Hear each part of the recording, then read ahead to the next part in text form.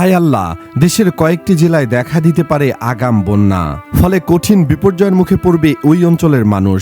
জানা গেছে, নেত্রকোনা জেলায় বৃষ্টিপাত থামছে না, ফলে দেশের উত্তর পূর্বাঞ্চলের 5টি নদীর পানি বিপদসীমার উপর দিয়ে প্রবাহিত হচ্ছে। এই প্রবণতা আরও 3 দিন অব্যাহত থাকতে পারে, যে কারণে সেখানে বন্যা পরিস্থিতির অবনতি এবং নতুন এলাকা প্লাবিত হওয়ার আশঙ্কা রয়েছে।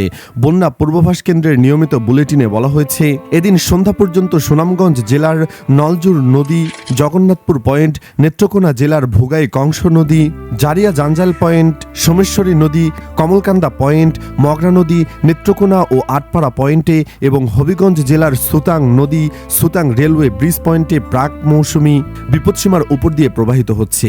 বন্যা পূর্বাভাস কেন্দ্র বলছে, দেশের উত্তর পূর্বাঞ্চলের হাওর অববাহিকার সিলেট জেলার সুরমা, কুশিয়ারা নদীর পানি সমতলে গত 24 ঘন্টায় বৃদ্ধি পেয়েছে।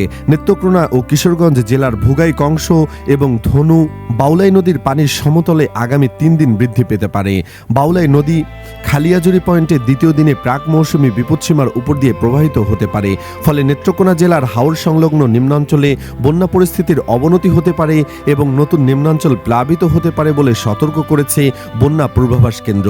বন্যা পূর্বাভাস কেন্দ্র বলছে, সিলেট ও সুনামগঞ্জ জেলার সুরমা কুশিয়ারা নদীর পানির সমতলে আগামী 1 দিনে স্থিতিশীল থাকতে পারে ও পরবর্তী 2 দিন বৃদ্ধি পেতে পারে।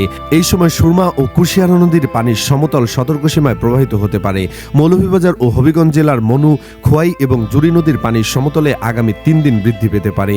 জুড়ি নদীর পানির সমতলে দ্বিতীয় দিন এবং মনু ও খোয়াই নদীর পানির সমতলে তৃতীয় দিনে দ্রুত বৃদ্ধি পাক এবং মনু ও খোয়াই নদীর পানির সমতলে তৃতীয় দিনে দ্রুত বৃদ্ধি পেয়ে প্রাক মৌসুমি বিপদসীমার উপর দিয়ে প্রবাহিত হতে পারে। ফলে মৌলভীবাজার ও হবিগঞ্জ জেলার হাওর সংলগ্ন নিম্নাঞ্চলে বন্যা পরিস্থিতি বিরাজ করতে পারে বলে সতর্ক করেছে বন্যা পূর্বাভাস কেন্দ্র।